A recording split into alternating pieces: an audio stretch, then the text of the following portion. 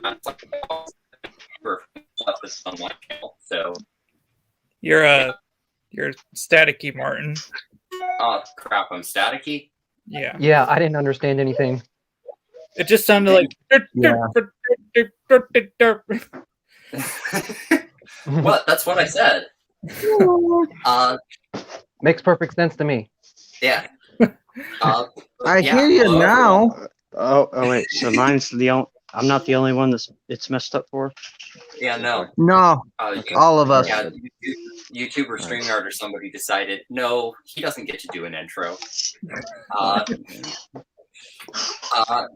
But yeah. Hello, everyone. I'm Anthro. These are my wonderful guests. If you'd like to introduce yourselves, and I haven't done this in what feels like forever, so happy people are showing up.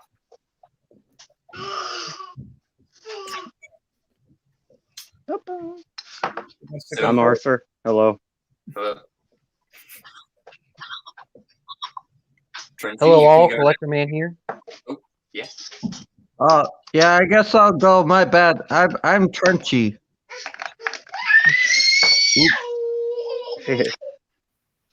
I'm Brandon, and I go by the Bell Dam on my channel. So sweet. So I think I'll just open this up. I know we've already chatted a little bit backstage, but what has everybody been watching lately, or just consuming media-wise that's cool? Trenchy, if you'd like to start. I'm trying to think. I haven't watched much. I mean, I've watched like the shows we've done with Apple. I watched like Santa Claus versus the Devil and stuff like that. I also watched all the Lord of the Rings and the Hobbits extended versions with Junebug on a stream. That was a thing. And I saw like The Last Action Hero and stuff like that recently. You never seen Last Action Hero before? No, I haven't before a couple weeks ago. It was dope. That's good. Yeah, it's an underrated one. Oh yeah. I have not actually seen that either. Jack It's Slater. fun. It's a fun movie. All right. But is that what that Middle Earth stream was? You watched like all of the Hobbit and Lord of the Rings in one sitting, Trenchy? Yeah. Yes, we started on Junebug's channel. That went for 12 hours. Then we went on my channel, and the stream went longer than the actual movies by stream. But like, yeah, we watched them all. I fell asleep during Return of Two Towers a little bit, but like, besides that, we were awake. Oh my god. Kudos to you, man. Yeah. Yeah. Like, is no, one it's not an accomplishment. It's. I don't see it as an accomplishment. I mean, I'm proud of it, but I'm also kind of ashamed. Well, you spent all that time with Junebug, okay? It's an accomplishment. Oof. You should have like the Nobel Peace Prize or something. Like, that's Gandhi level patience. We made it. We made it.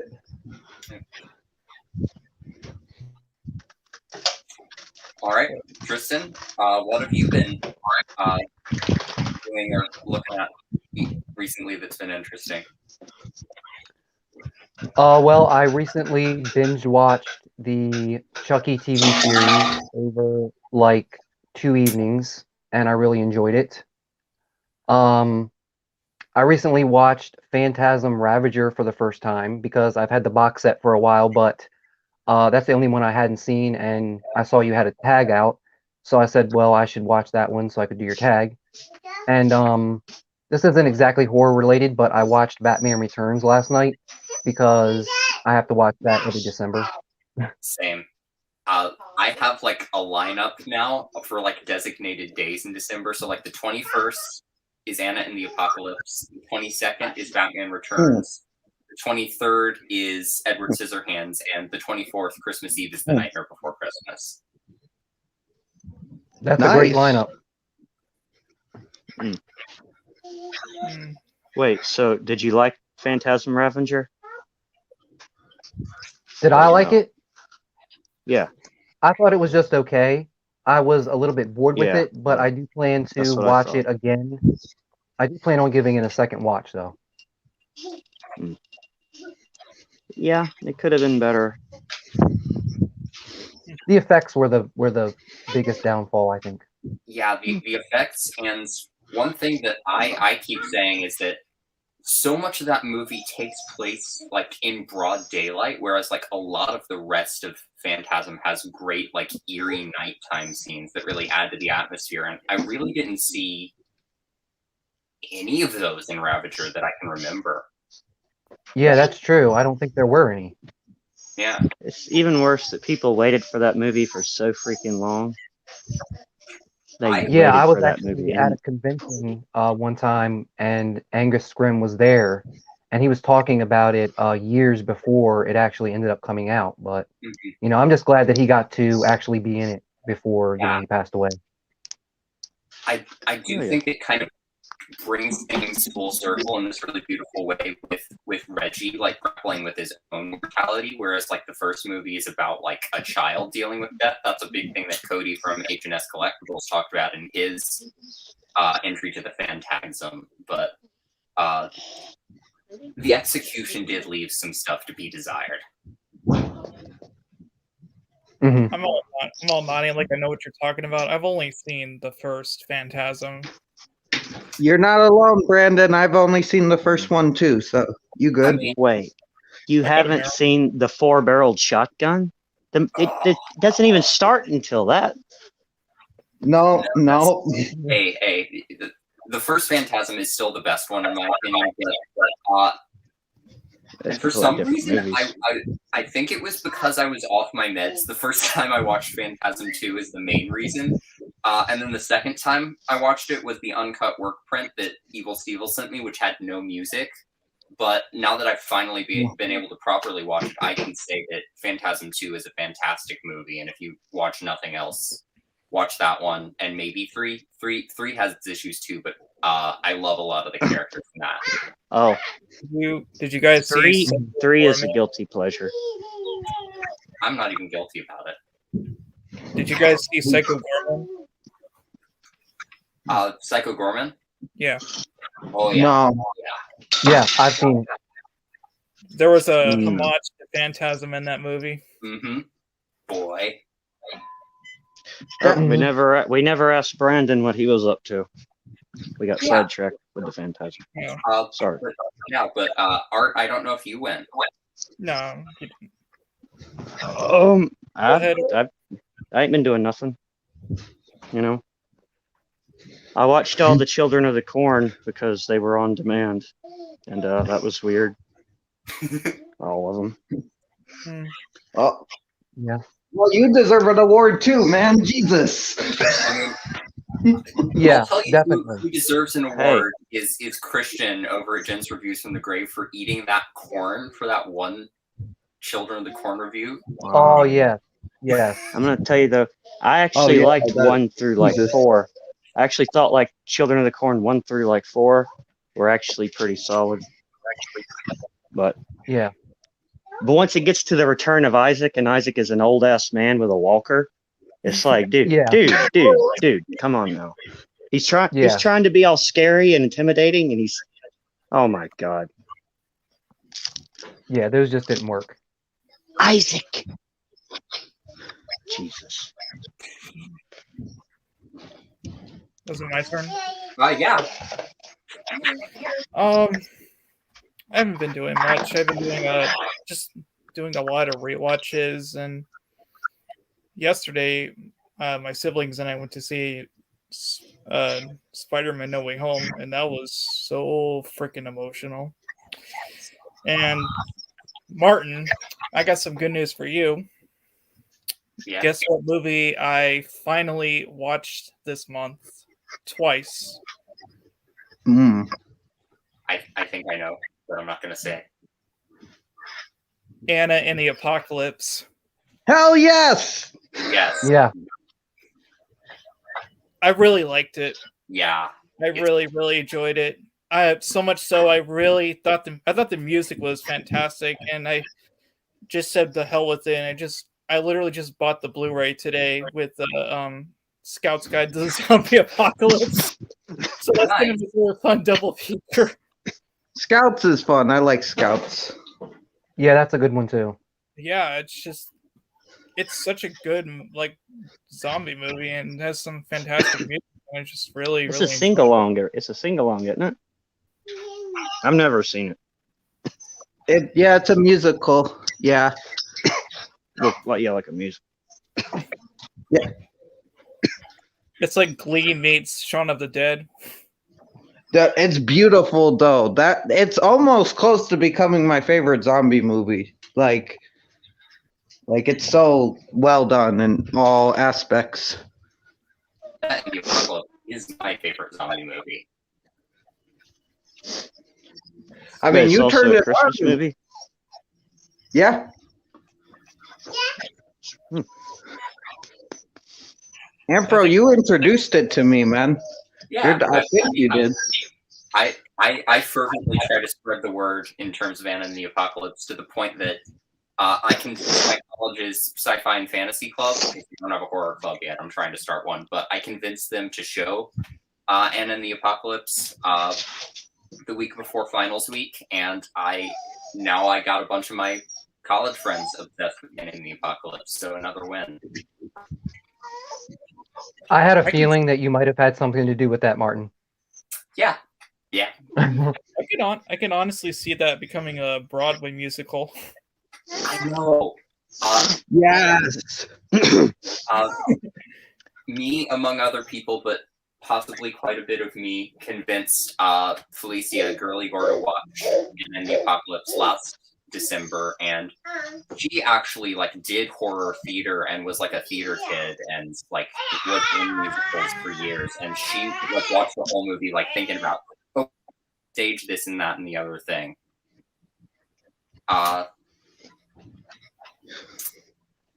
So get Star Kid on it, man. Oh my god.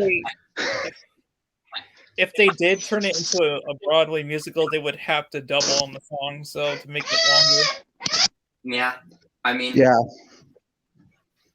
I've been on this tangent before, but do you know what really pisses me off? There's an extended cut of Anna and the Apocalypse, and the only way to watch it is on the second site Blu-ray that has only ever been released on Region B. Yeah, that's bullcrap. So I would have to Martin, you need to do a watch along of it so I can see it. Yeah. Yeah. I'd be a part of that. I'd join in for that. Sure. I will do one. Again, I will watch Anna and the Apocalypse as many times as necessary. Yep. Well, yeah, let's do it in the summer because I think that'd be funny. Yeah, Christmas in July. Christmas in July. Christmas yeah. in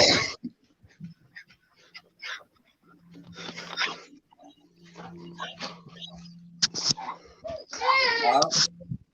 Yeah, we can have Halloween in August. Yeah. Hell yeah. Or all year. Or all year. Have Halloween on Easter. Yeah. Yes. My favorite thing though is a couple years or it was last year that on Easter, John McPhail, who directed Anna and the Apocalypse, did a tweet on Easter that just said "Happy Easter." Here's to the first ever zombie story, or something like that. Yeah.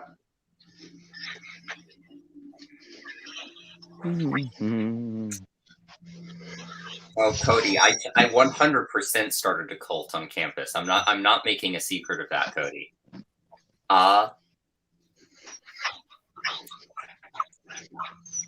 But in terms of what I've been watching lately, I also went to see Spider-Man: No Way Home in theaters a couple days ago. That was fantastic. Lucky. It's so good. You need to see it as soon as you possibly can. before the internet can spoil it for you, because it will spoil it for you. Oh, I've spoiled. I've already looked at all the spoiler reviews and everything. I still want to see it. So you will still be delighted. My sister and I cried. We were crying. Yeah, Like, I haven't heard those many like audible reactions to a movie in theaters in I don't know how long. Like clapping, Wow. cheering, gasping. But aside from that, I have watched Krampus 3 times this month because one of my school friends wanted to watch it with me, so we did. I got an awesome Blu-ray of the movie from Desmond's Flicks over the summer, so I decided to watch it on that as well. And then I watched it with the commentary from Michael Dougherty, which is really good. And I did not realize that the voice actors for the 3 Gingerbread Men are, one of them Seth Green, I think. One of them's the guy who voices Rick and Morty on Rick and Morty. And I forget who the third one is, but he's someone who's worked with Dougherty a lot on like other projects. And also the Gingerbread Men are named Lumpy, Dumpy, and Clumpy in the credits. Oh, really? Yes.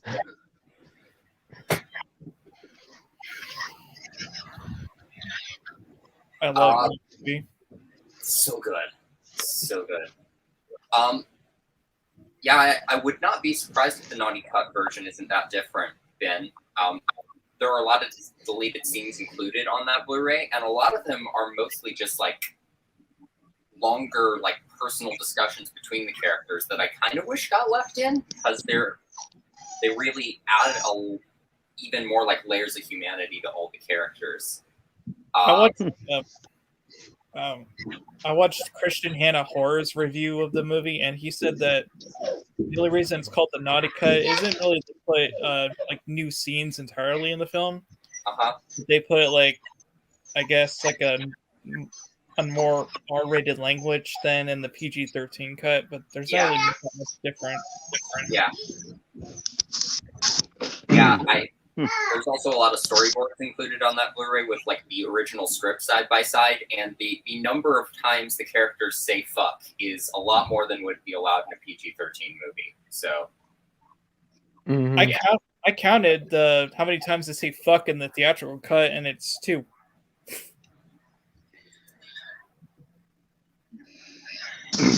So has anyone else seen the Chucky show besides me and Collector Man? I want to watch it so bad, but I want to watch Cult of Chucky first because that's the only movie from the Mancini run. It'll make more sense if you watch that. Yeah. I thoroughly enjoyed the TV show. I Trench, you still need to watch it. Yeah. I'm bad at watching things lately. I've been very bad. Like, I haven't really watched anything besides what other people. I enjoyed it. It was better than the last couple of movies, I think. I would love agree. Curse of Chucky personally. I really love Curse of Chucky. That one was good. Yeah. The show still seems better than the last couple. I don't know. I'm excited for the next season. I think the only Chucky movie that's really bad was the only Seed of Chucky and the remake. You shut your filthy mouth. Belinda rocks. Yes. Going Belinda. I mean, here's my overall thoughts on Seed of Chucky. I love it. I understand why people don't. And there are things that I don't like about it either. A lot of the humor is just gross out stuff that I don't entirely vibe with. And also, they really did just try to shoot a movie in Eastern Europe and pass off Eastern Europe as Hollywood, and it doesn't work. Because he's made in Japan, he thinks his parents are like ninjas or something. Come on, that shit's just funny as hell. Well, no, yeah, I did think that was funny. But yeah, the production values aren't that great. Some of the humor doesn't really work for me, but Red Man. You will not Doesn't say belong in there. anything against Glenn Glenda because I will fight you. They are one of my favorite characters, and they need more movies. It I was will say the Eastern Europe thing did fool me. I thought it was actually shot in Hollywood.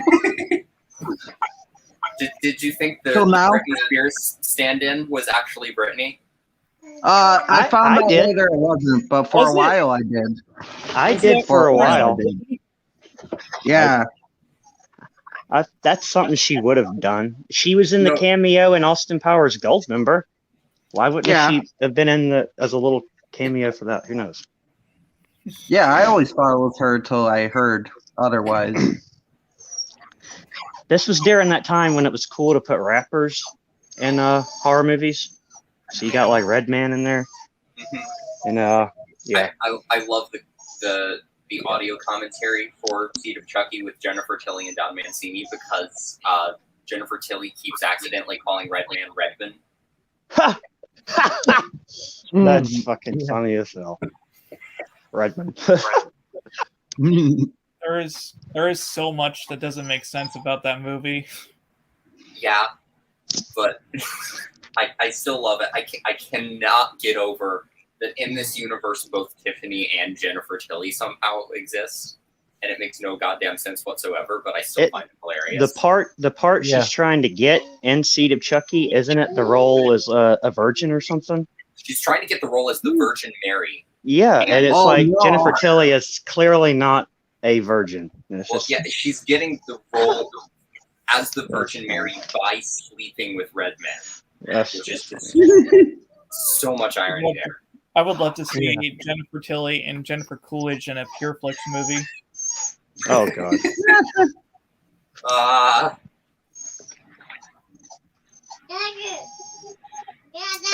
And oh yeah. Oh my god, they bring that back in the show, Ben, that Tiffany is actually inside Jennifer Tilly's body. I can't. Yeah, and Glenn Glenda is actually briefly mentioned in the series. Oh, Yeah. Oh Yeah. yeah. there, They there's might so even many- bring them back for season 2. Who knows? I hope they They, bring it back. But I mean, there's no way to escape all the memes of Chucky just saying gender fluid. So Mm, there's so many. Nothing to say about that. I just think it's great. But somehow we got off on this tangent, but there are a few other things that I watched recently that I would like to mention. I watched A Nightmare on Elm Street 4, The Dream Master, for the first time, Ooh. which cool. I really dug. I don't know if I liked it as much as the first three, but I still really like it, and Alice is one of my new favorite Final Girls. Do you like the Yeah, glove it's all- like it's the Jaws shark fin? That was fun. Or Freddy That was Freddy fun. on the beach putting on the black sunglasses? Uh-huh. Oh. It was fun. CMTV nightmare. Yeah, it was fun Oh, yeah. seeing Robert Englund basically in drag as a nurse for like 2 seconds before he turns into Freddy too. Yeah. Yeah. How's this for a wet dream?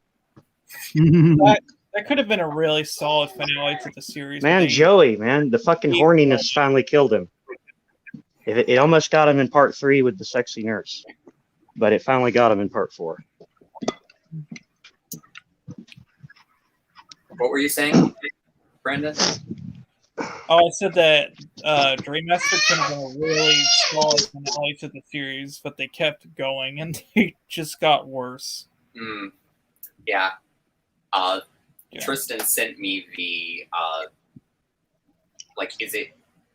is it 8 movie collection? It's like all the Nightmare on Elm Streets except the remake. Yeah, and it has Freddy versus Jason as well. Art. Oh, no. He's probably doing adult things. Yeah. The kid. Yeah. Or StreamYard ate them and we'll spit them out in a minute. But yeah, the first date is all you need, man. It's all you need. You good.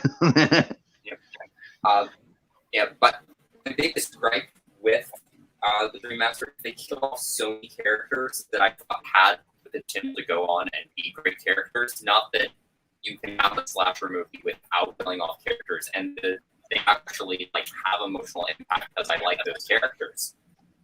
But Yeah. I just wish they hadn't killed them off so soon because I would have loved to see them develop more. Yeah. I really think the Elm Street series has a lot of the most likable characters in a horror franchise. Definitely. So many memorable ones for sure. Like even ones from like I know a lot of people don't like Part 5, but I really like Greta in Part 5, and I really felt for her and her death. You know, it's really disturbing. I won't go into it because I know you haven't seen it in Ampro, but I really like that character. Disturbing is when the motorcycle morphs into the dude. That was actually kind of fucking hard. Yeah. Freaky. Yeah. I also was not expecting the time loop at the end of the Dream Master at all. Oh yeah. I thought my movie was glitching out at first when the first time I seen it. I did too. Yeah. I literally thought why is my movie messed up? Oh, Martin, what did you think of the roach kill in Part 4? That was gnarly. That was really gnarly. Really good practical effects. But as soon as I saw names screaming at George in the credits, and he's done so many things, I was like, okay, this is gonna be wild. Because he's done Bride of Reanimator and I think Wishmaster and just some other movies with just crazy effects. So I just knew. Yeah. I love the pizza scene. One of my favorite scenes. Yeah. I was kind of like, this is kind of this really actually sad emotional beat for Alice in some ways. It shows that her deepest fears that they should each up forever. And then all of a sudden you've got tiny little souls as meatballs on a pizza, and it's okay, tonal shift. But it's fun. Yeah. God. That's what makes the Nightmare movies so memorable. The effects are some of the best. Probably the best of any slashers. Yeah, definitely. And Yeah, very creative. A lot of slashers. I mean, you obviously got, Chucky, and then the later Friday the 13th movies, but a lot of them really don't have that full-blown supernatural angle to them that lets you go that far and get that creative. Mm-hmm. That's where I think the remake failed. They didn't go creative enough. They just threw a big budget at it, and big budgets don't necessarily mean a great movie. Those older films, they had such small budgets that they had to focus, on how they were going to do something creatively. Right. The only scene I really like in the remake is the scene in the convenience store when it's snowing. That's about it. Yeah. I thought the remake was okay, but man, if they really did their own thing, the look of it was they had the look, but if they just did their own kills and not copy so much from the original series, that would have been one of the best Nightmare movies. Yeah, that's basically all I've heard about the remake. Is it's just basically a worse retread of the first film. They destroyed Nancy. They destroyed Nancy. I still love her character in the originals, but that version in Nightmare sucks. The new one. They destroyed Freddy. Him working at a kindergarten place, and he's got the polo shirt on, and he's gardening and playing with the kids, all creepy and shit. No. That was bullshit too. I agree with that. He took us to the secret cave, and he touched our no-no spots. It's this isn't. Shut the fuck up. This isn't Freddy. That was originally supposed to be Freddy, and Wes Craven's original idea for Freddy was he was. Yeah, but he still murdered the kids though. Right. Yeah. When he doesn't murder them, it's just to catch a predator episode. It's better when you imply it instead of just straight up saying that's the only thing he did. Plus, they had that whole angle in the remake where he was innocent, and they just dropped it, which I thought was a missed opportunity. They should have just made him innocent. That would have been And better. the fact that they I changed thought the that's how it backstory was so going much. to be. But yeah, they tried to make him both a pedophile and a killer in the original, but he never killed kids in the original. I mean, not in the original, the remake. Yeah. So it didn't make So- sense. Why did he even have a glove if he didn't kill the kids in the remake? Why did he He have the killed no boiler? kids. He didn't work in a boiler room.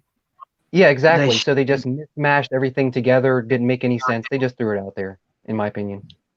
They should have just made him innocent. It would have been way better. It would have been Yeah. like at least something new. Like Yeah, I again, I haven't seen the film, but I don't really see the point of playing the didn't he sort of game if you're just going to be like, oh yeah, he was a fucking child molester. Exactly. But the thing is, he didn't kill them, but he still had a claw glove thing, so he just used it to do No, stuff to them. No, I don't get it. No, I Like don't want to the girl about had that. scrapes on her still. Like, what was he doing in there? I don't want to know. Fred. Yeah, Fred. we don't even want to know really. mhm. Moving on. Mr. Kruger, would you please take a seat? We have the chat logs. Like, oh, it wasn't me. Did you guys hear that this is, and Heather Langenkamp herself tweeted this out, that the original movie is now preserved in the Library of Congress Ooh, Yeah, I did hear that. That's really cool. alongside Halloween. nice.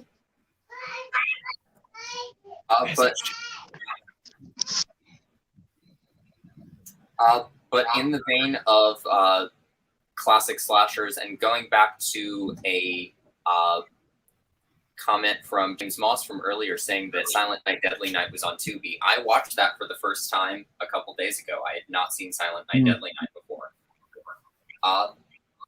Nice. And I also watched the original Black Christmas. Ooh, what do you think of both? I thought Black Christmas was phenomenal. It's one of my new favorite slasher films.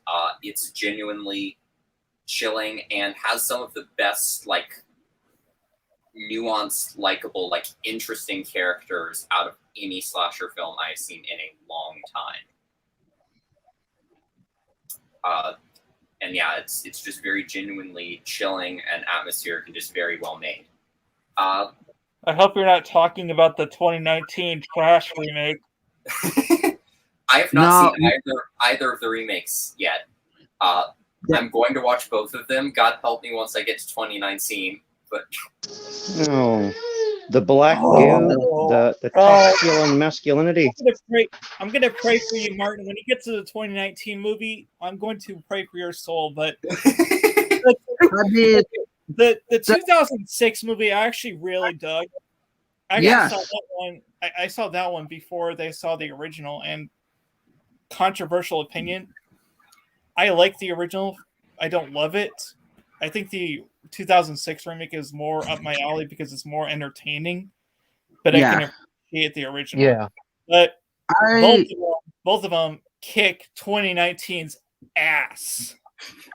I love both the original and 2006 equally because I think you get the best of both worlds with it. Like the original has such a great atmosphere and interesting characters, and it's such a good atmospheric horror movie. And then the second remake is just like, let's be gross and disgusting and make a lot of blood and action, and let's just make it as gross and disgusting as possible. And I love that too. So I'm like, they're both great for different reasons.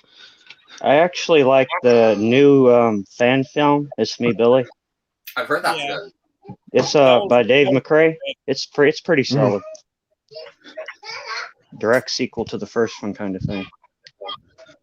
But yeah, I watched that, and Silent Night, Deadly Night. I liked it. I'm trying to decide if, like, how much I liked it, because it's definitely like I wrote a review on Letterboxd, and just the first sentence was just, wow, that sure was an 80s slasher. Like that basically sums up the whole movie. It's a Christmas 80s slasher, and it has all the things in it, but like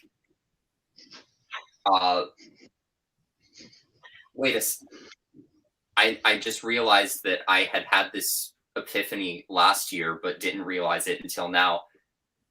There are two, like the two most iconic Christmas slashers. The killers in both of those films are named Billy. Yeah. Yeah. But yeah, Silent Night, Deadly Night, Billy has like one of the most like long and genuinely traumatic backstories of any slasher killer ever. Like they spend so much time with that. Also, what was his grandpa's deal? What was grandpa's deal in that movie? I think he's just like fucking with kids. Well, good job, Grandpa. You ruined Billy and a million other people's lives.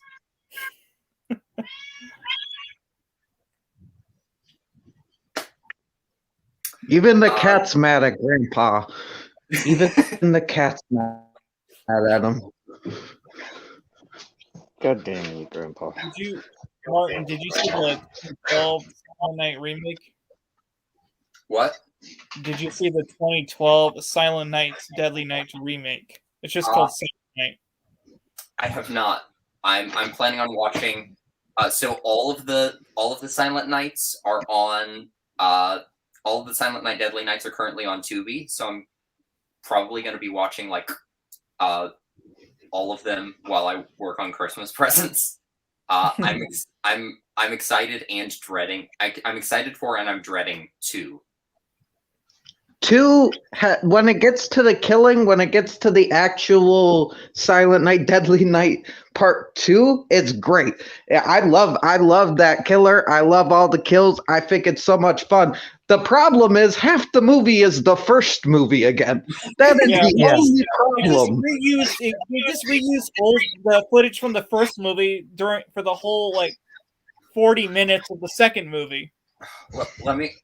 Yeah, it's pretty unbearable. I tweet about that I thought was hilarious. I need to find it. Because the kills are great. The killer is fun I actually like that killer better than the first. The killer Billy in the first one. I actually like his brother better. It's just half the movie is the first one, and it's like, God, Jesus, why? I will agree. Yeah, advice for anyone who's never seen it: just start it halfway through, because you've already seen the first half. You're probably gonna hate the first half of the second movie, Martin, because it just reuses a lot of the footage. Yeah, I'm just.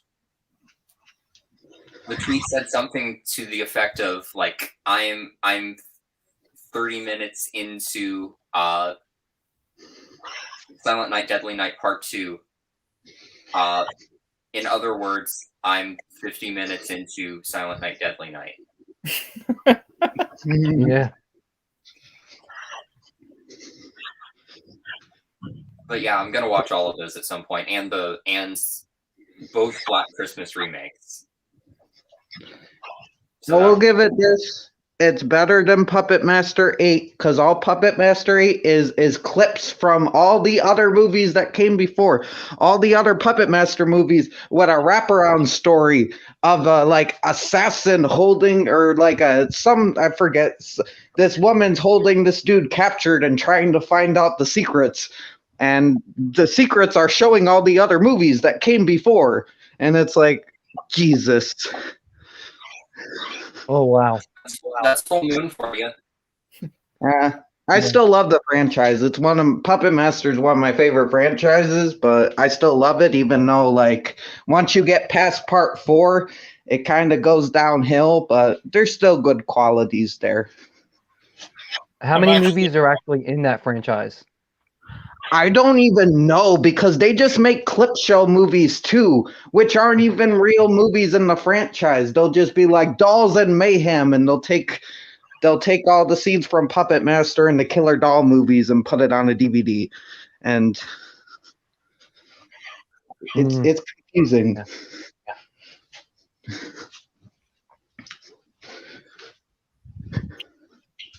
Yeah.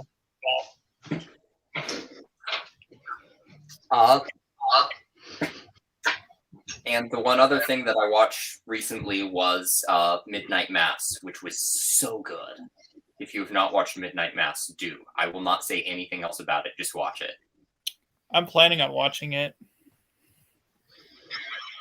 I gave it a little subtitle on Letterboxd. Which one is Midnight Mass? It's the newest Mike Flanagan series. It's on Netflix. Oh, right. I called it AKA Mike Flanagan punches me in the feels until I bleed, then pours salt on the wound, part 3. Yeah. Oh, Yeah. Martin, I wanted to ask you about something. I saw your review of Frozen 2 on Letterboxd. Uh-huh. You gave it 5 stars, so I was wondering why that score. I mean, it's your opinion, but I'm just curious. I don't know. There's just nothing I dislike about the film. I thoroughly enjoy it. It just makes me 100% happy. I haven't really analyzed it too hard, but there's not really anything I don't like about it. It's completely satisfying. I love seeing it in theaters, and I watched it again with friends over the during finals week, and it just made me very happy. Nothing too nuanced there. I saw it in theaters too, but I had a bad experience with it because there was some kid that was climbing on the seats behind me, disrupting the whole thing. That'll do it. I'm just like, and plus, I didn't really like the plot of the movie that much as the first one. The first one is among probably my top 20 favorite Disney movies. I enjoyed the second one, but yeah, I just didn't like what the choices that they made with it. Yeah, I mean I would agree that the plot of the first one is a little bit more engaging. It has been years since I've seen that movie. I got burnt out on it pretty fast. Hey, Jen. Hello. Hey, Jen, and or Christian, depending on who's there currently. And Mr. Dan and Horror. Welcome. Hi, Jen. Oh, and in regards to something Maddie said earlier, discovered Black Christmas in the early 2000s. Bravo's 100 Scary Movie Moments. If y'all are not currently, if y'all need a podcast to listen to, my friends Riley, who ran the Chiller Thriller channel, and her friend Tara have a podcast called The Fright of Your Life, and watching every film from the Bravo TV network's 100 Scariest Movie Moments in reverse order and discussing each of them, and it's delightful. They put out their episode on Village of the Damned not too long ago, and Child's Play before that, and both of them were excellent. So, yeah. How do you access podcasts? This is gonna be a very dumb question, but how do you access them? Because I think I only listened to one, and I don't even remember how I did that. I have been listening to these things on Spotify, but I will check right now while we talk. Thank you. And figure out where else it is available. Because I've seen her promoted, I just don't know how to access it. Because I follow her on the thing. Because I've watched her channel because of you, and it's good. She has a good channel, and she's a nice person. I just don't know how to listen to it. It's on Apple Podcasts and it's on Google Podcasts. So you can just go. You can on Twitter the the Fright of Your Life podcast Twitter has a little Linktree link that'll send you to all the places where you can listen to it. So Are those free? Because I don't have any money. let me. I'm broke.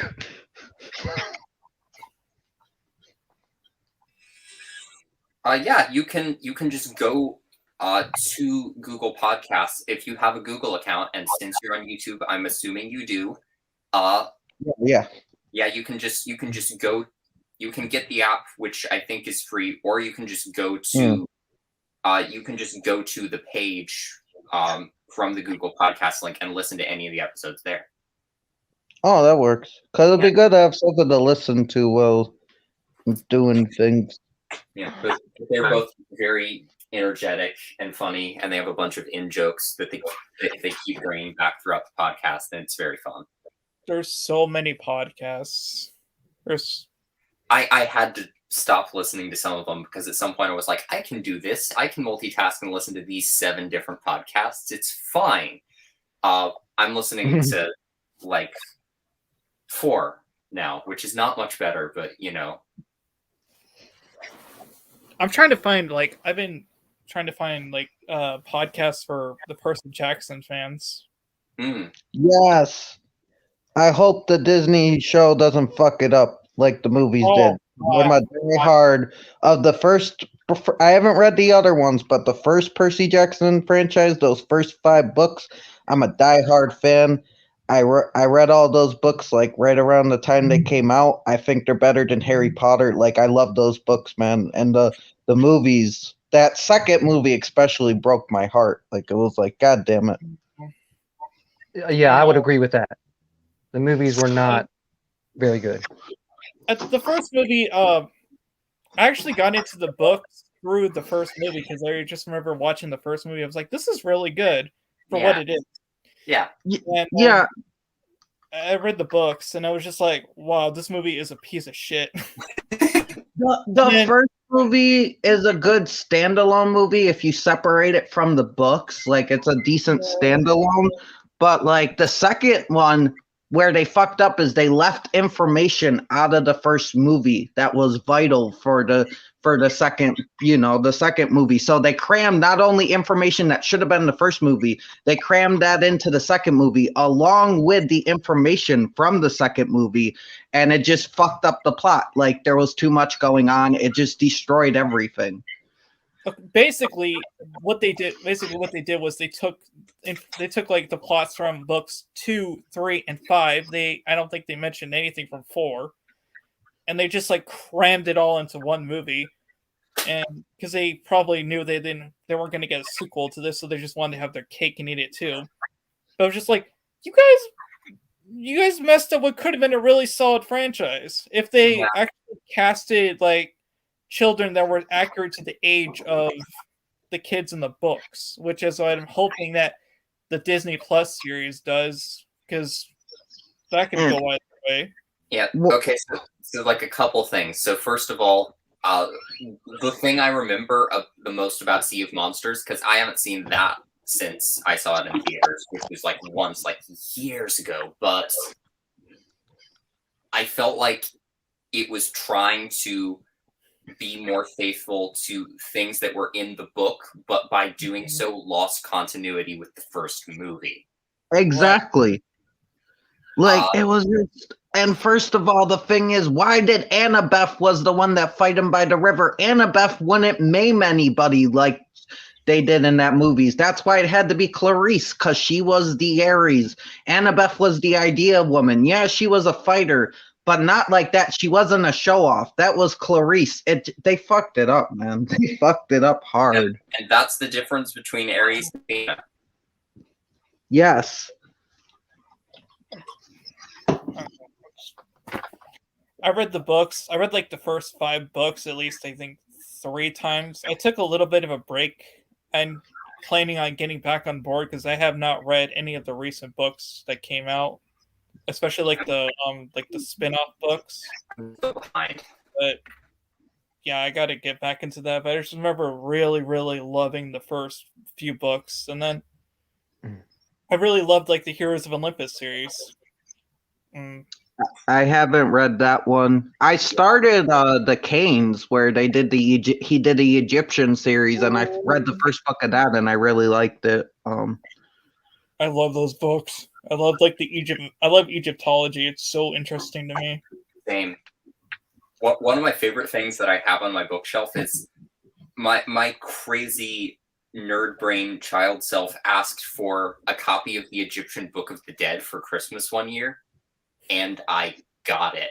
I got a translation of the Egyptian Book of the Dead. Nice. Cool. Yay!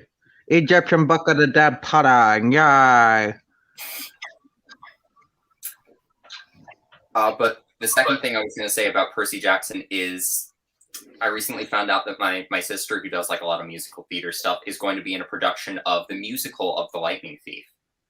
Nice. Well, Cool. I love musicals, but I'm scared to listen or watch to that one because, I have such an attachment to the source material that I'm kind of scared. It's like, and I love musicals, but there was something about that one where I don't know.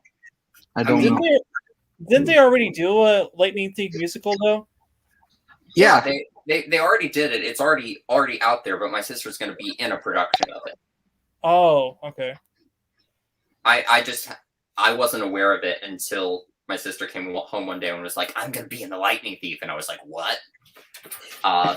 But yeah, that's a thing that exists, and I'm probably not going to listen to any of the music until I can see that performance of it, just to have the full experience. But if y'all want to look into it and let me know if you think it's good, go for it. Yeah, the music for the Lightning Thief musical is amazing. Maybe I'll try to find a bootleg performance and watch it. I'll give it a chance. I don't know, and I don't know if this is true or not, but I saw yesterday that Disney Plus is developing a show for the Goonies. Yeah, I heard about that. The sequel series, which Goonies is my favorite movie of all time, so that's gonna be interesting. Yeah. It's unnerving. Why can't they just leave it alone? Can you be nice and leave it alone? But we have so much money to make, Brandon. Let's milk this bitch. Oh God, just stop, please. Just leave the Goonies alone. It's fine. Like it's. I heard that it wasn't actually going to be like a remake or anything, that it was going to be like sort of a reenactment of the Goonies, like the search for One-Eyed Willie's treasure. Oh Instead yeah, of, like, now they dropped that, and now they're doing a sequel, I guess, with their kids, which I guess like is better than a remake, but at the same time, it's like you don't need to do that. My name still viewpoint makes me is laugh. this- One-Eyed Willie. Jeez. My viewpoint is if I don't want to see it, it doesn't exist. I don't watch it. What was that, Martin? My viewpoint is if I don't want to watch it, it just doesn't exist in my eyes, and I just won't see it. Hell yeah. They just want to do it for. They're making it for content's sake, and it's weird because the Goonies is a Warner Brothers property. So how are Disney going to make a? It'll never be the same. Like Disney Mama will Fratelli. now. Mama Fratelli is dead. Like, it's just The not freaking director is dead. Like, just stop. exactly. Are they gonna bring the cast back? Cause Feldman's too fucked up. Sloth is dead. Sloth is dead, for God's sakes. Yeah. Hey, Sloth- Yeah. you guys. Like, it's no. Chunk doesn't act anymore. Like it's like it won't. No. It's not gonna work. And they're gonna if they do recast, they're gonna do some stupid stuff. Like they're gonna be like, let's make Chunk Jack Black, and it's like, no, don't do that. Don't do that. No.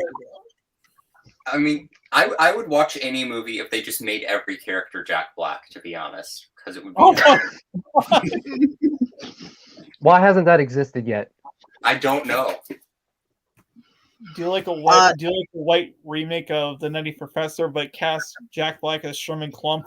Wait, have you guys seen Tropic Thunder? Because they have all these fake commercials, and there is a movie where Jack Black is playing a whole family at a table. Yeah, that's right. I haven't seen that. It's Just only stick- like I have 2 seen minutes. them. Stick him in every kind of serious role you can think of. Like, replace Quint with Jack Black in the original Jaws. There you go. Perfect. That's why we can't have. That's why we can't have like movies like that made nowadays because of freaking like cancel culture and people like saying, "Oh, this is offensive. I don't. This is all offensive. I don't like how they stereotype this person." I mean, there's a fine line there. Like, there's a lot of like unnecessary like people getting up in arms about so many things when there's like way bigger issues they could be focusing their energy on anyway. Yeah. No, right? You never go Definitely. full retard. But Come on. Yeah, we discussed But this. then there's also things that are just in poor taste, and like God. I don't need to be wasting my energy on canceling that thing necessarily, but I don't see the need to do some things, you know. You want to talk about You want to talk about things that I wish that people would cancel culture. It's unproductive because in the end of the day, you can't wipe these things from history. You need to remember them. You need to, because that's how we'll stop it from happening again. And Right. like they tried to cancel everything. And if someone enjoys the movie, like, you know, they probably don't even enjoy the movie for that bad thing. There could be good qualities in a movie and have one little bad thing, you know? Exactly. That shouldn't destroy the whole art. I try not to like, you know, wipe certain things under the rug. I like my viewpoint is I can enjoy things for what they are, but if things do have things in it that I consider problematic, I want to point those things out and make sure they don't go unnoticed because they're important that people recognize them. But I will warn you about Tropic Thunder. I love the movie and it's hilarious. But Robert Downey Jr. does play a black man in it, and that's like part of the joke because he's like playing a dude disguised as he's playing a dude playing a dude disguised as another dude. To say that was blackface that was like that was very convincing. You couldn't tell. You couldn't tell it was him. It wasn't like he was just painted, and it was like it was a very convincing makeup and stuff. Well, basicay what I heard. Yeah, about it was really well done. Yeah, and I don't have anything to say about this because I haven't seen the film and can't really speak to it. About that. Such a good acting. The glitch is back. Yeah. They don't want you talking about this, so they're glitching you, Martin. God damn it. You know what? The canceling has already began. Jesus. That's how it starts. I've been canceled by StreamYards. I don't know what I said or what I did. He's but getting information out there. Hit the glitch button. We got to silence him. You're supposed to be canceling me, StreamYard, not him. Damn it.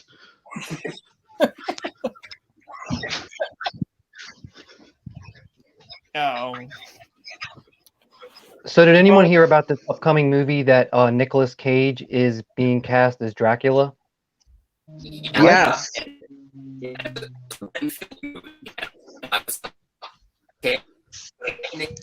But if you're making a rental movie, would Cage not be the more ideal field? That's what I was saying. That's what I've been saying, Ampro. I'm glad someone else thought of this. He plays crazy so well. Yes. Vampire's Kiss, man. It's all there. It's all there. Yeah.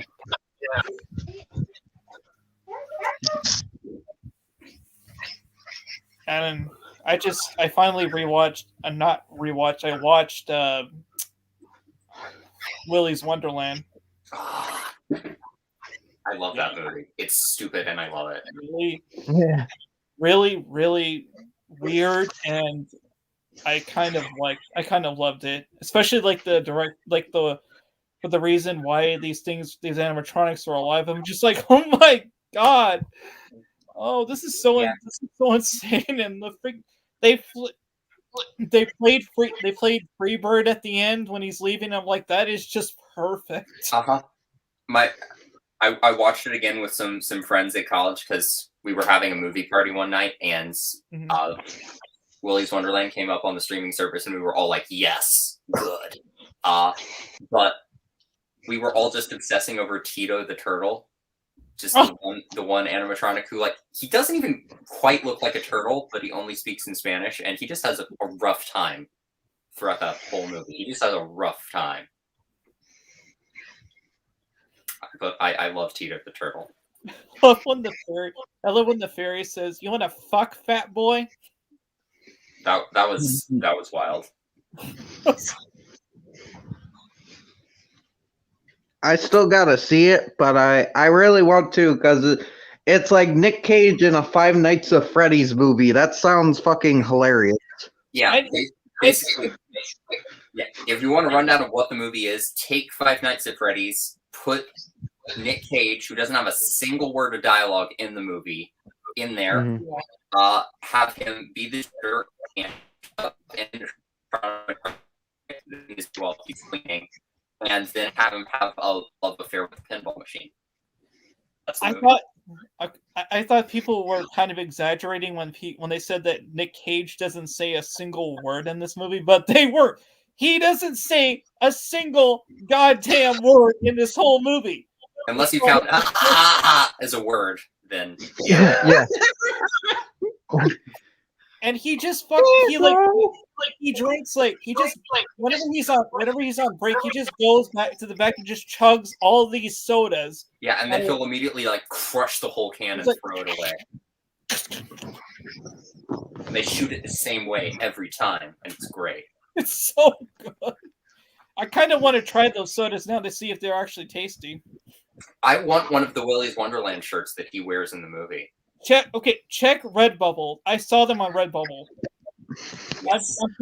I'm definitely considering getting one myself because I really like the look of it. Yeah. Also, the little like 80s style Willy's Wonderland theme song made its way into my favorite songs playlist on Spotify because I love it. Yeah.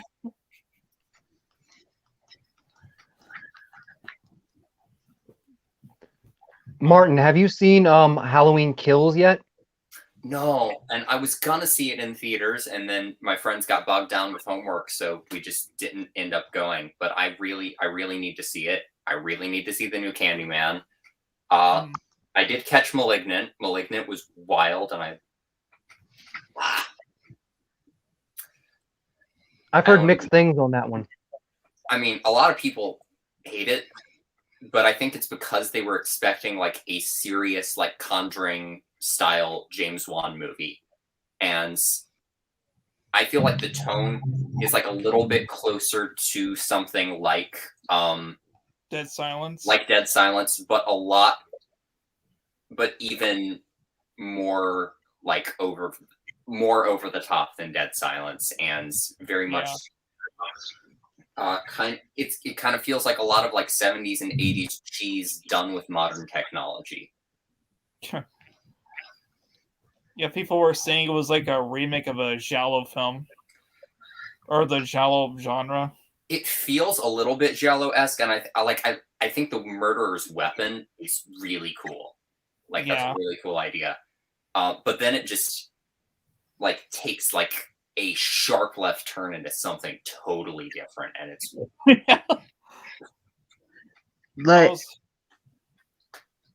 oh, go ahead. My bad. No, you go ahead. As soon as like that reveal in the prison happened, I was like, yes, this is the best movie ever. Yes, good. Yeah, I just got really excited. It's really fun. It's not a high caliber horror film in the vein of some other things, but for what it is, it's like perfect.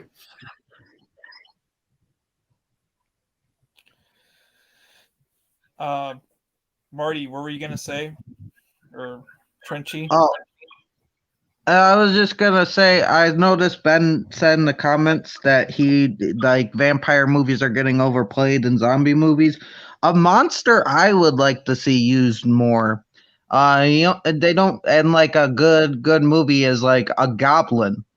Like, I think I love the mythical creatures of goblins, and I think it would be dope to see more goblin movies because you can do a lot with goblins. You got magical goblins, you got more gremlin-like goblins. Like, goblins come in so many shapes and forms. You can do a lot with a goblin movie, and I would love to see more of those.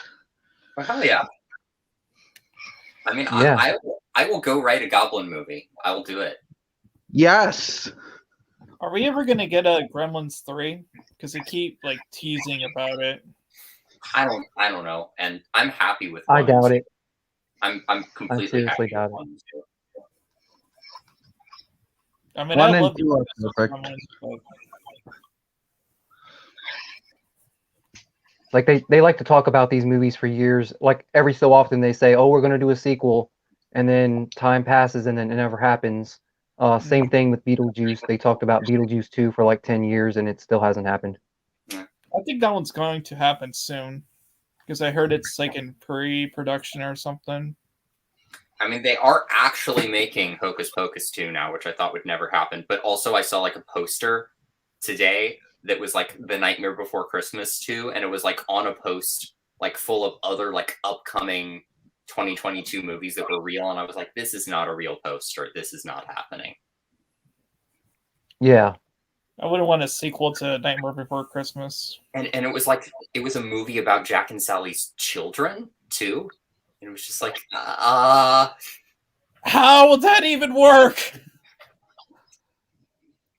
holiday magic. There's no biological anything happening. It's holiday magic. They got Thank God. they got Dr. Finkelstein to make them children. Yes. That makes a lot more sense. Hey, Red Rusty. Evening's going pretty Hello. Would you guys want a sequel to Coraline? No. good. Nah, it's a perfect little self-contained fairy tale, and I mean, if they did do a sequel, I would want it to be like a graphic novel or something, and not a film, like a little spin-off thing. Yeah, because the ending was kind of open-ended, whether or not Coraline was actually back in her own world, or was she still in the Beldam's web? I think she makes it. I mean, I feel like that's in keeping with the. I mean, obviously it's open to interpretation, but just in keeping with like the themes of the movie and like it being about like this girl like finding her own strength, basically. I would think she won. It's interesting because there's a theory that the Beldam herself is a parasite, and you know how Coraline has to walk through that corridor to get in between the worlds? That is actually a living being. That's a living being, and the whole Beldam's world is just inside the monster's stomach. So the Beldam is a parasite in itself living inside this monster that is way more dangerous than the Beldam, but that's only a theory. Yeah, they should make a sequel about that. Because a woman went in and she talked about the books, and she talked about how Coraline felt like a warm breath and the walls moving every time she walked through, like something was waking up. Like, Yeah, because Martin, you said that you said you loved the movie, but it was one of the scariest movies you've ever seen, right? When I was a small kid, I watched it once with my family, and it upset me so much that at that point in time, I was like, I'm never watching this movie again. It's too much. I can do it again. Help. And so I didn't watch it again for years. And then I got really into Neil Gaiman's writing. I was watching a lot of other stuff, a lot of Tim Burton movies, a lot of other dark fantasy, and I was like, other stuff is there out there? And I kept getting Coraline recommended to me, and I was like, God damn it, not this thing again. I said I would never watch this again. And then I finally broke. I read the book in like one day, like one evening, like the evening I checked it out of the library. And then I went back and bought a copy of the movie, and now I love it.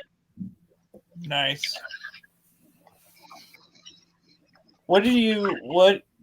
Tristan and Trenchy, what did you think of the movie? Is it one of your favorites, or?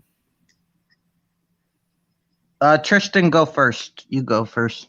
You can have this. I wouldn't say it was one of my favorites, but I do really enjoy it. It's been a while since I saw it too, so yeah, I enjoy the movie. I like it. I like the movie a lot. I grew up with it. It's not a very high favorite. It's kind of medium, but I still love the movie. I enjoyed a lot. It's a very good, like Amphro said, a very good little fairy tale horror movie. Mm-hmm. And one thing I really love about it is that I think Neil Gaiman wrote the original book for like his 4-year-old or 5-year-old daughter, who would always like tell him stories about a little girl who is a lot like her, who would like be trapped by a witch and then escape.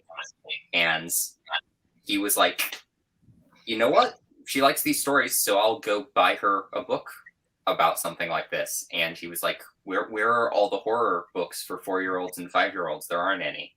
I'm gonna write one. And that's how we got Coraline. Yeah, Nice.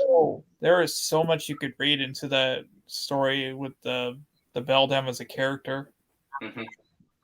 Also, I'm assuming, obviously, given how much of a huge fan of it you are, Brandon, you've read the original novel. Oh, absolutely. Yeah. I have read the original book. Like I got to reread it. I got to revisit it at some point. But I love the movie. It's like easily one of my favorite animated movies. Yeah.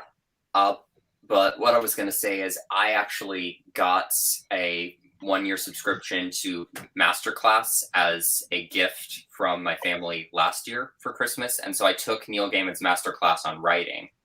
Nice. And one thing he talked about in there is like reality and using like things from the real world in stories and things that'll be emotionally resonant for that reason. And the incident that Coraline talks about in the book where her dad like got stung by all those bees and like lost his glasses and then had to go back for them, that actually happened to Neil Gaiman. That's a real incident. Wow. Yeah.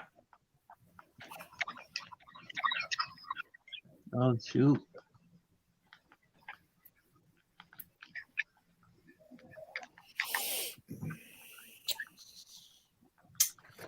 Ben's recommending all kinds of stuff in the chat. There's apparently a Hocus Pocus 2 book that came out like 5 years ago that exists.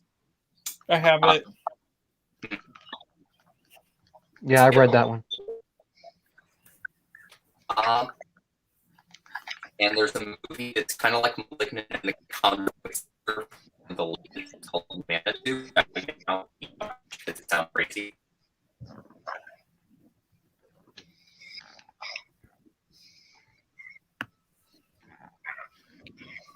So are there any movies coming out next year that you guys are looking forward to?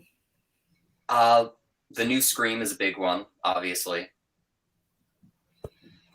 Yep, for me too. I think the Orphan prequel. Has anyone seen the original Orphan? I still haven't seen that. Well, there's a prequel coming out, and I think it's coming out next year. I'm really excited for that one. The first movie is really good. I really recommend it. Yeah. And Halloween Ends. Hey, John. Are you guys gonna get the Halloween Kills extended cut?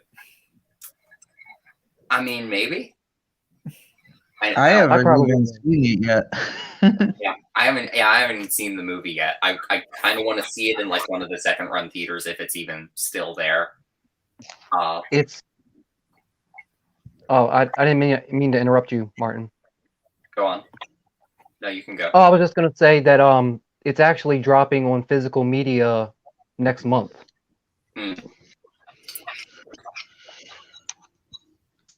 Yeah. You can go, Trenchy. Oh no, you go first. I was about to say something to John in the chat. No, you go first. All right. I was just going to say, as far as movies that are coming out this month, there are a lot I really want to see. I want to see Nightmare Alley, which is the new Guillermo del Toro film, which is a remake of a film noir from the 40s, and it looks really good. I really want to see the new Matrix movie, and A24 is coming out with The Tragedy of Macbeth on Christmas, directed by one of the Coen brothers and starring Denzel Washington as Macbeth, which looks really good. Holy fuck. Yeah, and Ralph Ineson, who is the dad in The Witch and the Green Knight and the new A24 Green Knight movie, is also going to be in that. So, Cool. yeah.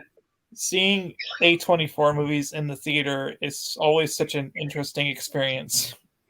I haven't gotten the chance to see any of the A24s in the theater yet.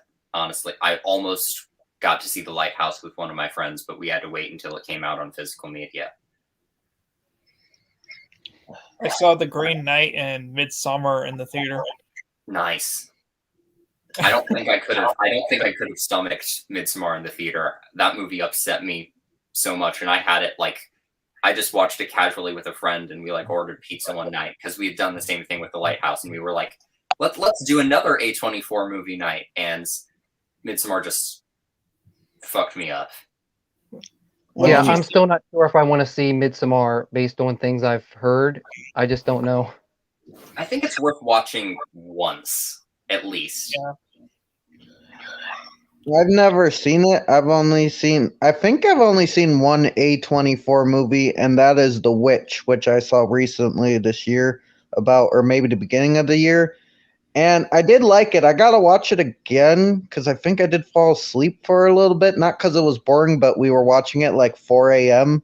because someone just put it on. I was hanging with, but I liked what I saw, and there was a cool goat in it. And I'm always sold on cool goats. So yeah.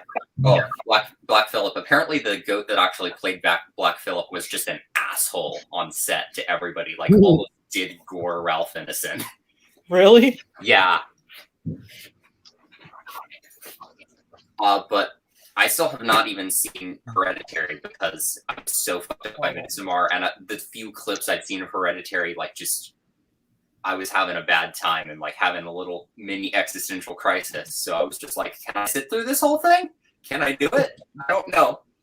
People are gonna hate me. Oh, my bad, Tristan. Go ahead. Oh no, I was just saying that Martin, you're right. It's one of those types too. Yeah. I'm actually one of those people. I like the movie, but I think Hereditary's overrated. People are gonna hate me for that, but I'm not a big fan. I like it, but it's a good movie, but I just feel like it was really overblown. Oh, you're not alone in that opinion. There's so many people who feel that way. I really liked Hereditary. In fact, it was when I saw it, immediately became my number one film of 2018 because it was truly one of the scariest movies I have seen in years. No, just based on the little I've seen, I'm not knocking it in any way. I'm like, holy shit, this is good filmmaking. It's really it's getting to me.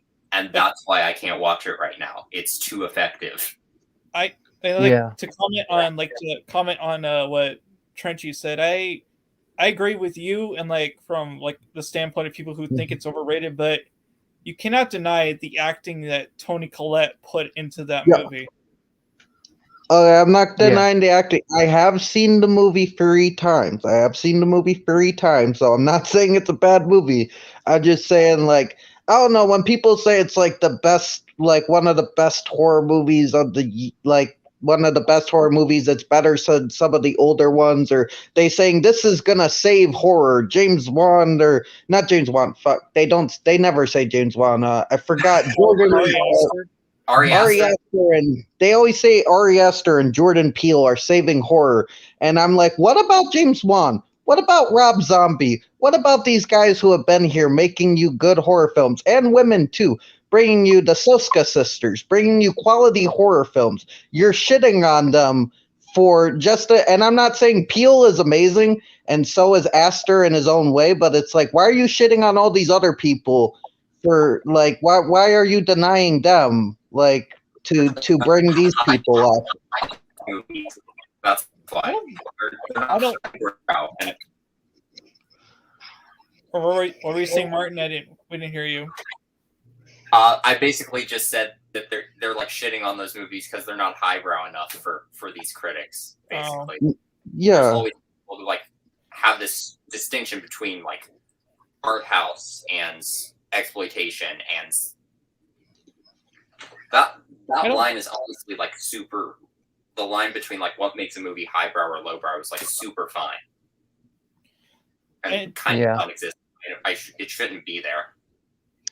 I don't think there's any one director that quote saved the horror genre. Even like even like Scream, they brought something new to it, something they kind of reinvigorated it, but they didn't save it. It wasn't dying. We just had a couple of deaths years, but once in a while we'll get like a really solid horror movie.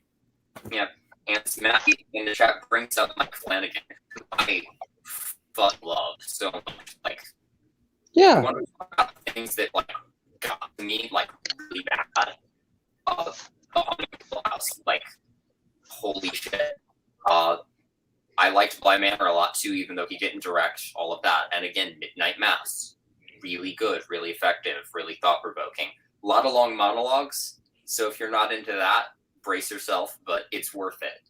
And my mom is showing my younger brother the Twilight Zone, the original Twilight Zone, for the first time. They're watching it together. Mm-hmm. Nice. I love the original Twilight Zone. I still haven't seen the whole thing, but I love it. It's great. What were you gonna say? I'm sorry, Martin. Yeah. I was just gonna say, just backpedaling a little bit as far as like the A24 like art house horror films go, though. Trenchy, I need to get you and possibly the rest of y'all on a live stream to watch The Lighthouse together, because oh my god. Okay. I've only seen The Lighthouse once. Sounds cool. Hey, I'm about to have to eat with my family though, so I'll see you guys later. All right. Okay. Take All care. right. It was Bye, cool Art. hanging out. All right. Bye, Bye, Art. everyone. Yeah, Bye. man. It's See ya. always good to see you, dude. Later. Stay frosty. Bye. But yeah, I said that I've only seen The Lighthouse once, and I don't know. I don't think anybody knows. If I can access it, I will be down. Like, I'd be down to watch it with you guys. Especially since I heard that a big part of the plot is Willem Dafoe farting, which Yep. really selling me on the movie. Like, Willem Dafoe has scripted farts. They're in the script. yes, that is That's what I- beautiful. That's kind of like what I love about it. It's like even though it's A24, they consider like the highbrow horror. They're not afraid to do like fart jokes in their movies. Yeah. Oh, and like Robert Eggers' kind of conceit there was, because he also directed The Witch, which I love. I've loved everything I've seen from him so far, which is 2 movies. But he basically said, if I'm gonna do another movie where all the characters are fucked, I might at least have a sense of humor about it this time. I'd like to. Amphro, is it okay if I plug something real quick? It's not my thing, but Feel free. my friend John Steele in the chat, if you guys are collectors, is selling away some of his collection, and he really is looking for people to buy stuff. So if you're interested, hit him up on his YouTube channel, John Steele Resleeved. Like, you know, he's really trying to sell some stuff. So Okay. if you could help him out with that. What is he trying to sell? Yeah. He has a bunch of like arrows and just like a lot of just horror movies and just movies in general. He's very eclectic. He's not selling everything, but I bet he has some good stuff. Yeah. Does he have a video up like talking about what he's selling, or should we just ask you, John? Or I don't know. I think he has a stream. but I don't know. But I just thought I saw him here, and I just thought, hey, you guys are collectors. I thought I'd bring it up. Yeah. Cool. Is John on Twitter or any other like social media? I think he was on Instagram. I'm not sure. Yeah, because if there's a place where I can like privately message you about stuff and just to see what you have, I will. All right, John's gonna do a bid. Cool. Martin, have you seen the Creep Show TV series yet? I haven't. I have not watched the series yet, and I need to. Because I really liked your Creep Show, your first time watch of the Creep Show movie. Thank You you. posted a lot of interesting opinions about it. Yeah. Because it's like a beloved classic. I was just like, wow. I mean, you didn't say anything like offensive, but it's just like your opinions of it were interesting. Yeah. I mean, yeah, I definitely have feelings about that movie. And a little while ago, James Moss, who's the one who recommended that I review that, was like, hey, can you review Creepshow 2? So that's going to be in the works now as well. So, yeah. Is that a first time watch for you as well? That'll also be a first time watch. Oh boy. You're probably gonna love the Raft story then. I hear everybody talk about the Raft. Yeah, that's probably the best one in there. Good old Chief Woodenhead too, man. Good old Chief Woodenhead. John's got Insta, so Yeah. Yeah, my bad. I just saw him here, and I didn't mean to take over the show, but it's like, I know he's trying to sell stuff off, and he's not really, having too much traction. I thought, well, I know a lot of you guys are collectors, and you like to build your collection, and I thought you guys could help each other out, Yeah, no. I appreciate it. I mean, I promoted my friend's podcast earlier, and if you want to plug yourselves or plug your friends, just go for it. This is an open advertising area.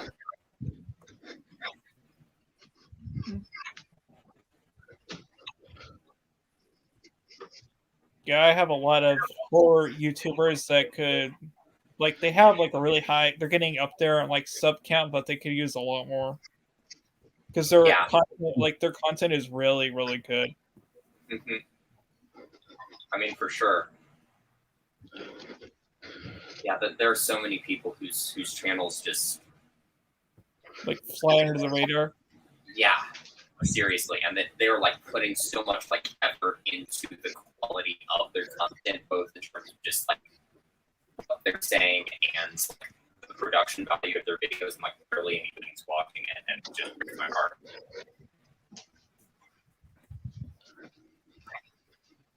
Hey, Casey. I always got your back, John. I always got your back. You know that.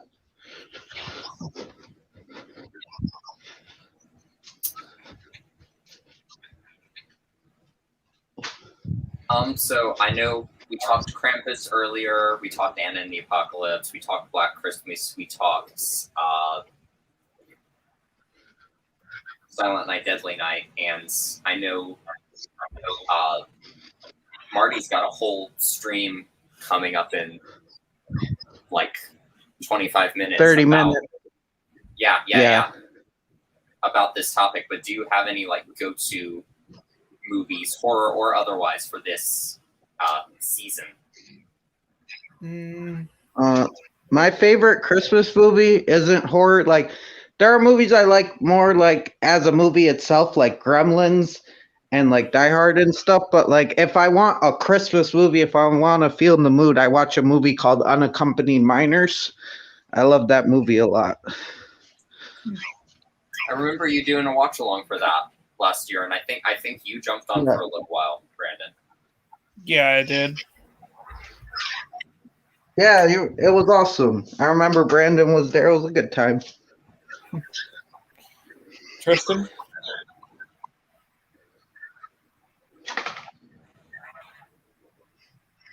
Oh, are we talking about other movies that we watch this time of year? Yeah.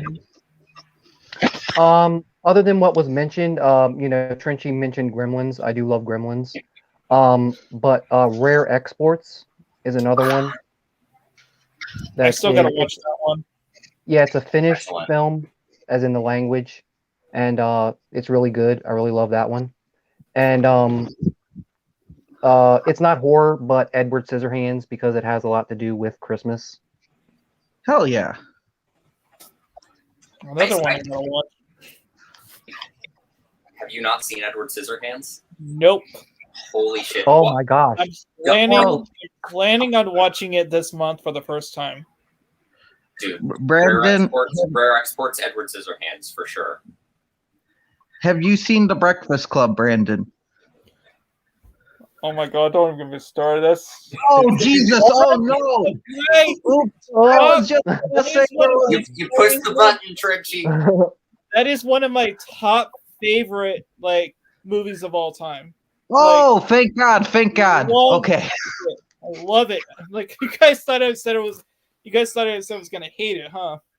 Yes. I thought you were going to say you never saw it. Oh, I love that movie. It's easily next to Home Alone. It's easily my favorite John Hughes movie. Oh, the nerdy kid from Breakfast Club is in it, but he plays like a steroid jock. Like he plays like this asshole, like the big bad guy of the movie. So it's kind of funny seeing like little nerdy dude from Breakfast Club playing like this steroid asshole gang dude. Like it's crazy. Yeah. You see him. He was in Halloween Kills, and it was just so weird seeing grown up Anthony and Michael Hall, because you only remember him from these John Hughes teen comedies. I know. It was such a shock when I saw him in that movie.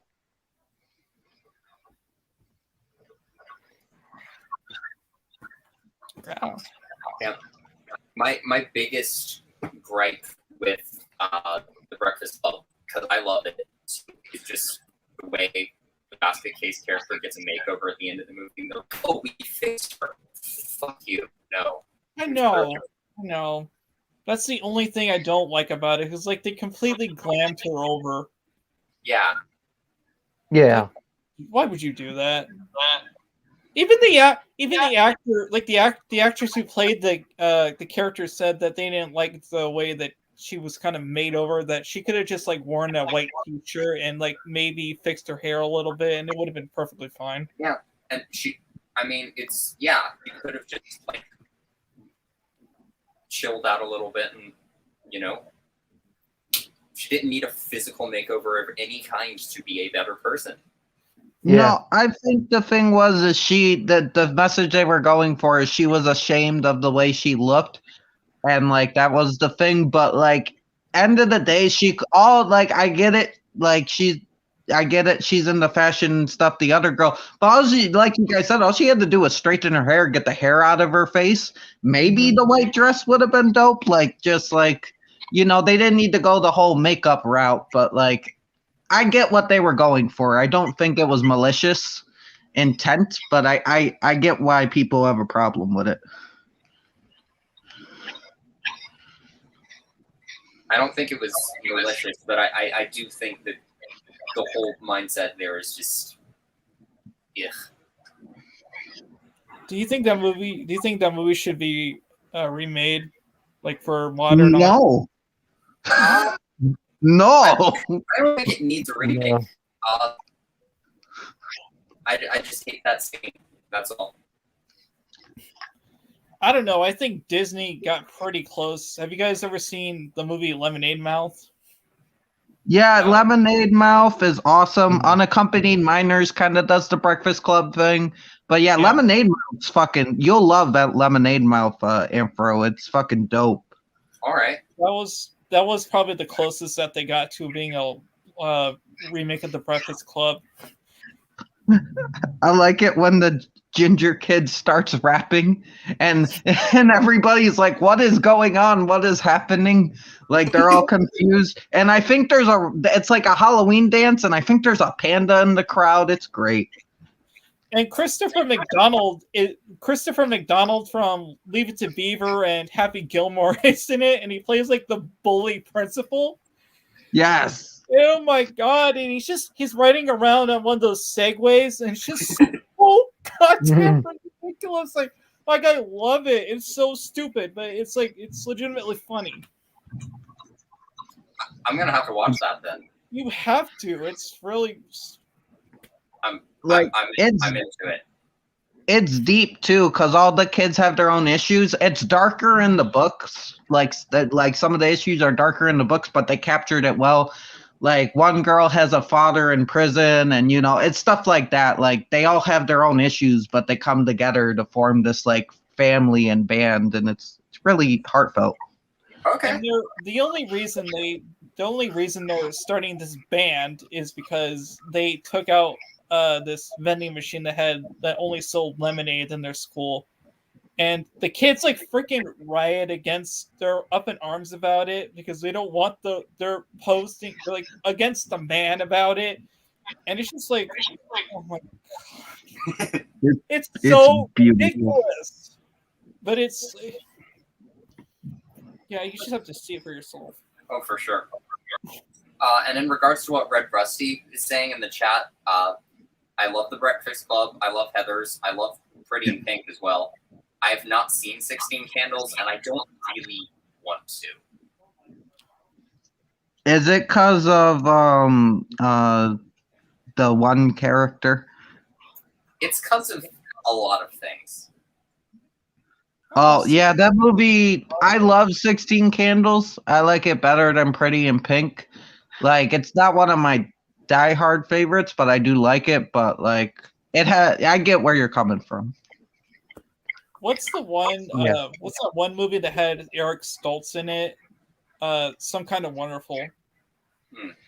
That one I wasn't really that big on, but my mom loves like all those movies. But I just thought one was kind of like at the end of like the mediocre when it comes to like the high school movies.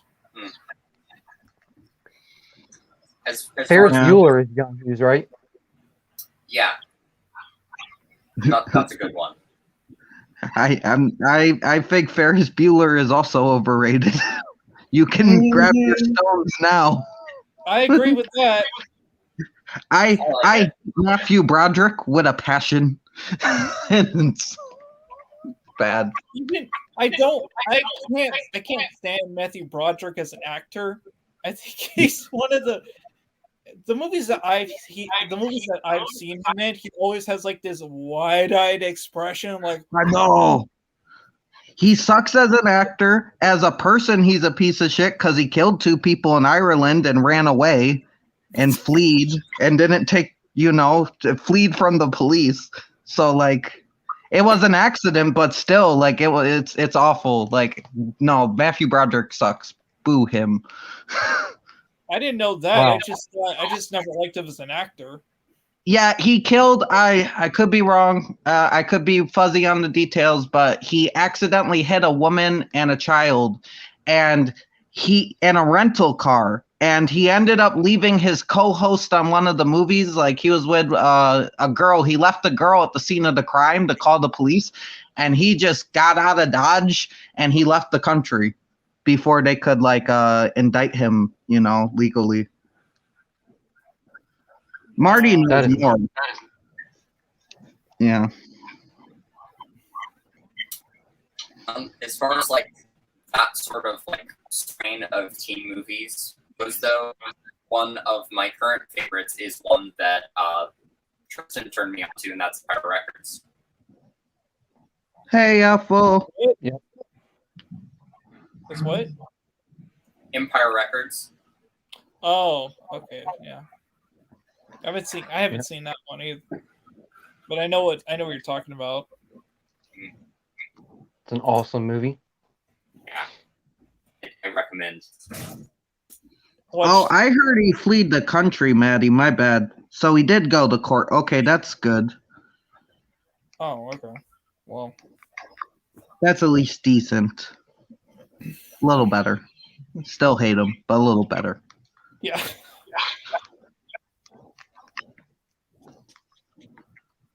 So, Martin, you did say you saw the first. Well, obviously, you saw the first Elm Street years Yeah. ago, probably, but you recently saw 2, 3, and 4. Yes.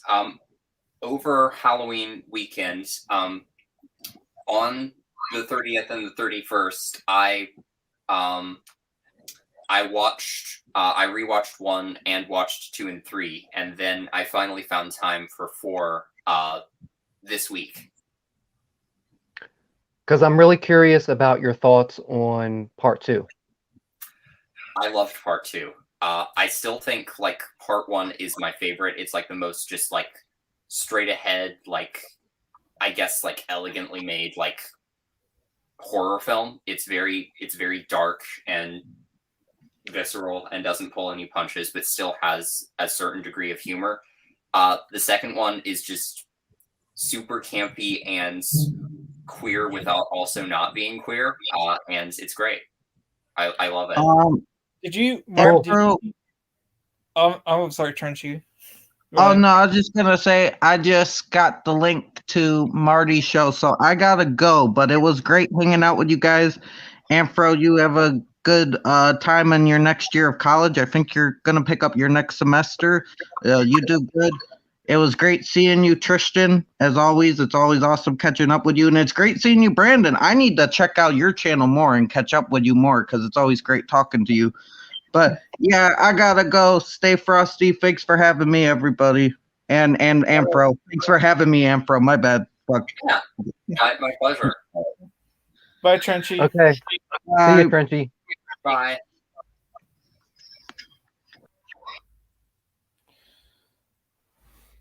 Oh, Martin, I was gonna ask you, did you see the documentary for Scream Queens for the Nightmare on Elm Street movie 2?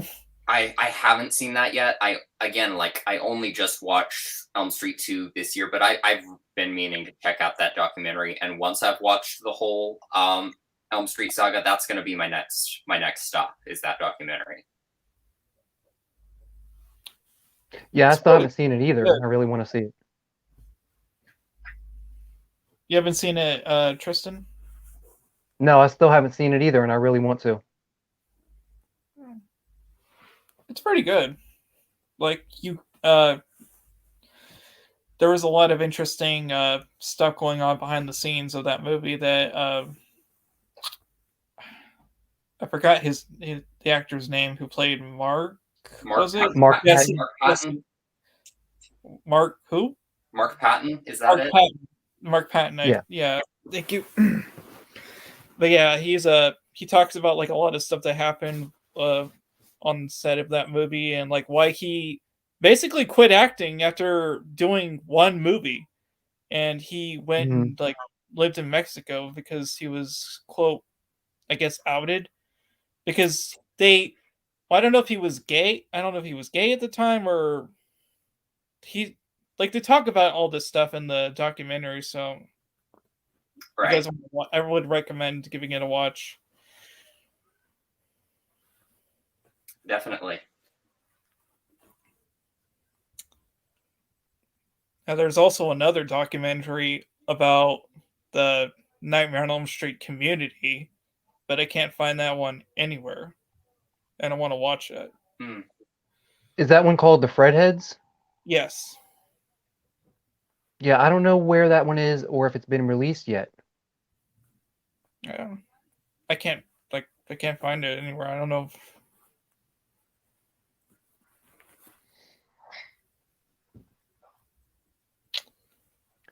I really love the Never Sleep Again documentary, though. It's like I've heard a 4-hour documentary on the entire series. I'd really recommend checking that out, Martin, too, after you watch all the films. Yeah, I definitely will. Although I will have to watch it in segments because holy shit, 4 hours. Yeah, the Friday the but- 13th doc is longer. Yeah, How long is I've watched that one too. Have you seen the one on Return of the Living Dead, Martin? Yes. Yes, I watched that one's there's watch that for free on YouTube. I loved that documentary. It was excellent. Yeah. I finally over the weekend I watched my Arrow release of Tremors, Mm. and watched like all the behind the scenes stuff on it, and holy shit, there is a lot that there's a lot they discussed on this movie. Like they talked about like the release of it, like how it came to be, and it was just like really interesting. And I love Tremors has always been like a childhood classic of mine, like childhood favorite. So it was really interesting to see all this behind the scenes stuff because when it came out, we know today is that it's a classic, the first one, but when it was released, it was not a critical hit or a financial hit at all. All right. But- That's the case with so many movies. Yeah, it kind of grew more popular in the video market department. People kept renting it over and over again, and that's how they got their money back.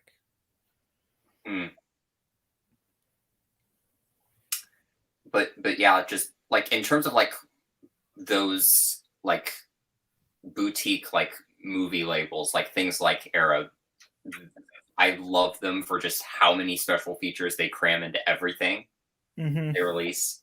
Like I remember when I bought my first Scream Factory release, which was The Howling, because I wanted to do a review of that for Halloween.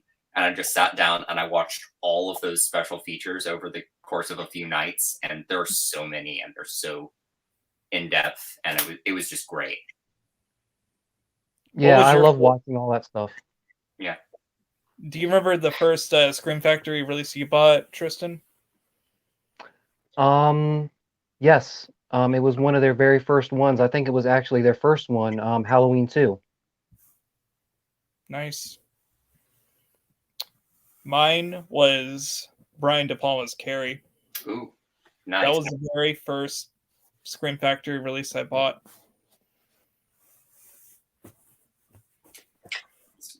Excellent movie. Definitely. So what is your favorite, if you can pick, because I don't know if I actually can, what is your favorite like boutique release of a movie that you own, like a Scream Factory or an Arrow or what have you in your collection? Like what is your favorite like release of a film? Like it doesn't even have to be your favorite movie, but like your favorite physical release that you own. Well, I have mine, but Tristan, do you want to go first?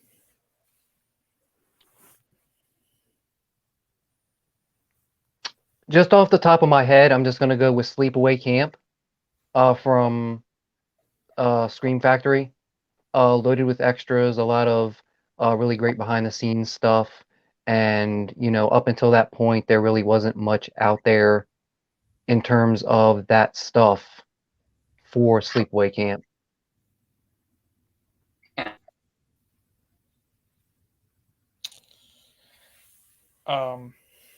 Mine would probably be, as far as like the Arrow releases go so far, obviously Tremors, because I love that release because it's again one of my favorites.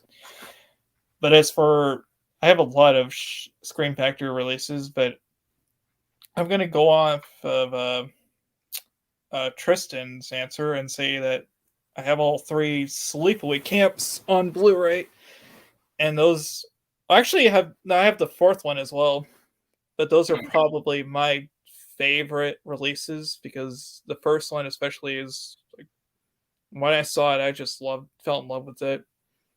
The sequels are fun, but they're not nearly as good. Yeah, very different. They're entertaining, but they're not quite on the par that the first one was. Yeah, the first one was more of a serious slasher, and the sequels were more comedy. There's still so much great humor in the first one. Oh yeah, definitely. For me, it's like a toss-up between a lot of things. I really like the Scream Factory of the Vampire Lovers, the Hammer movie, just because I love that film, and it's full of special features that talk about a lot of my favorite things pertaining to that movie.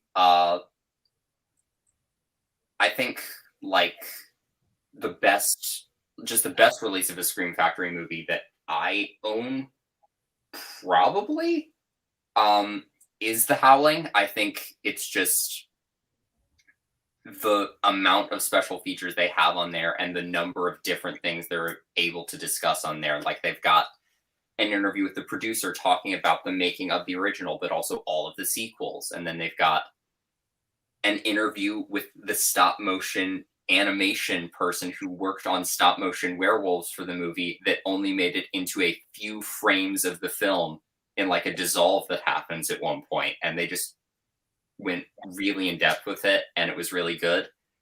But I also really like, I could go off on so many tangents. The Synapse release of Twins of Evil is really good because it has a documentary on that goes from the original Carmilla novel that I'm obsessed with through all the other adaptations of that, through the making of The Vampire Lovers and Lust for a Vampire from the Karnstein trilogy that Hammer did, and then goes like deep dives into the making of Twins of Evil. So it's just, you've got the movie and then you've got that like in-depth documentary, and I highly recommend it. Nice. We've got some other people talking about their favorite physical releases they own in the chat. Maddie loves her Blade Runner DVD suitcase set, which sounds cool. John says his top dog is the German media book Blu-ray of Extro. Nowhere near a favorite, but such a great release in artwork. And I totally get, how expensive they are, but there are a few movies that I just love so much that I have to get the nice releases of them, Red Rusty. But off the top of his head, Sleepaway Camp, Just Before Dawn, The Inheritor, and My Bloody Valentine. Nice. That's another one of my favorite movies. Original My Bloody Valentine. Watched that for the first time this year on Valentine's Day. Cool. What'd you think of it? I love it. It's an excellent. It's like it hits like all the beats of a slasher of that era, and it's very much following that formula. But it's one of the examples of doing that formula pretty much perfectly. Do you prefer that one or the Prowler? See, Prowler's been sitting on my to-be watch list for months. I swear it's going to be the next movie I watch, but I haven't seen it yet. I'm going to watch it like probably sometime this month or coming up in January. I recently revisited it.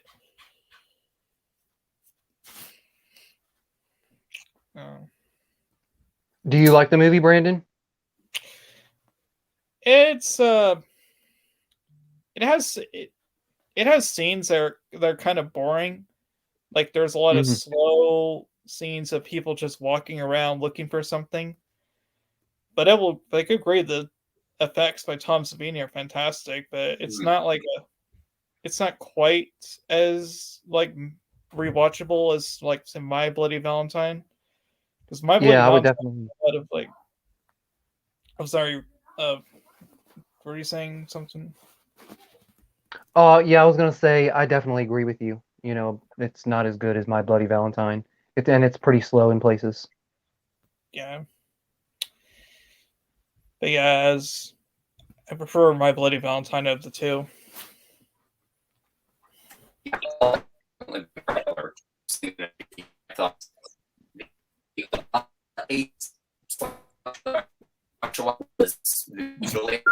What the fuck was that?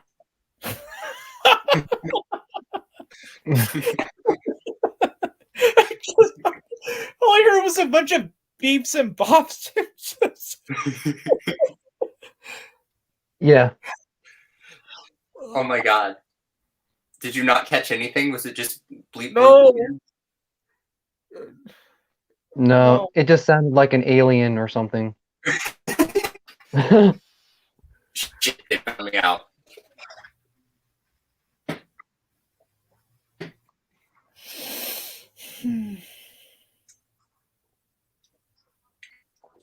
But it's 6:30 now, which means Marty's holiday horror stream is probably starting shortly. So I'm gonna sign off. So anybody who wants to watch that can go check him out. I think that's gonna be great. And I have other plans for the evening. But thank you both for coming on. And if you want to go before we go, is there anything you guys want to plug? I'll start with you, Tristan, if there's anything.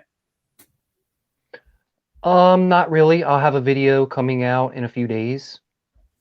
And that's about it. And I want to thank you so much for inviting me on. It was a really great time. All right. You, Brandon? Yeah, I'm planning I'm trying to keep up with the videos and trying to think of interesting content to put on my channel, but mostly it's just like I'm doing like a revisiting series with the Goosebumps and just books I've read in general, maybe. And other than that, I don't really have anything planned. But thank you for letting me be a guest on your channel, Martin. Yeah, my pleasure. I have a couple more music related things coming up soon, either one or two, depending on how much time I have to put things together. But I have a couple things coming out, hopefully this coming week for Christmas. And then after that, my next requested review was for Alucarda. So that will be coming out sometime in the near future. But that's everything I've got in the works as of now. But yeah, thank you to everybody who showed up. Thanks for being on the stream. Martin, really quick, when you do watch The Prowler, like let us know what you think of it. Oh, I will. I'll message you. But yeah, take care, everybody. Bye. Yep. Bye. Happy holidays. Bye, everyone.